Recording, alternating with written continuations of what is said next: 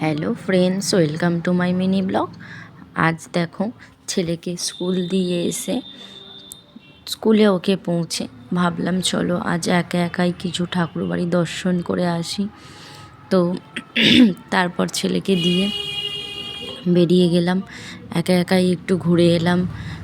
আর সত্যি কথা বলতে আমি না ঠাকুরবাড়ির দর্শন করতে না ভীষণ ভালোবাসি।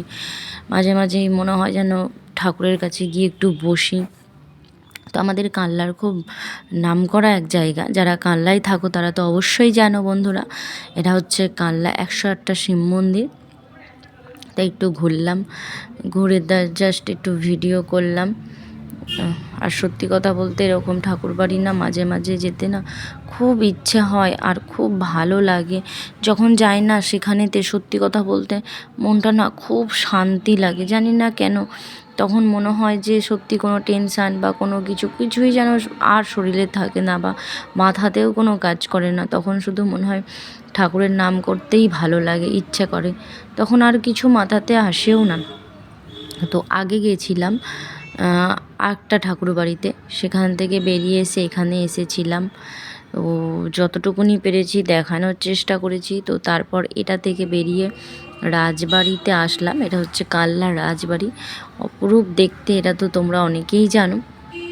তো যারা জানো না বন্ধুরা, তারা একটু দেখো, কখনো কানলাতে আসলে এই বাড়িগুলো একটু দর্শন করো। কিছু ঠাকুরবাড়ি আছে, আরও অনেক অনেক ঠাকুরবাড়ি আছে, ভীষণ ভালো লাগবে তোমাদেরও। প্রাচীনকালের জিনিস আর ভীষণ খোদাই করা কাজ আছে সমস্ত এই মন্দিরের মধ্যে। তো খুব ভালো লাগলো। আর সকালবেলা তো প্রচণ্ড রোদও ছিল, তো এতটাই রোদ ছিল কি বলবো। আর আজ জানি না কেন সব জায়গাতে বেশ ভালোই ভিড় ছিল, অনেক লোকজনও ছিল। একা একাই ঘুরে বেড়াচ্ছি, চারিদিকে লোক। এই যে দিদি ভাই আর একটা বোন, তো একাই গেছিলাম। তো ওই দিদি ভাই আর বোনটা একটু আমাকে ছবি তুলে দিয়েছিল, বলেছিলাম একটা ছবি তুলে দাও, একা একাই এসছিলাম।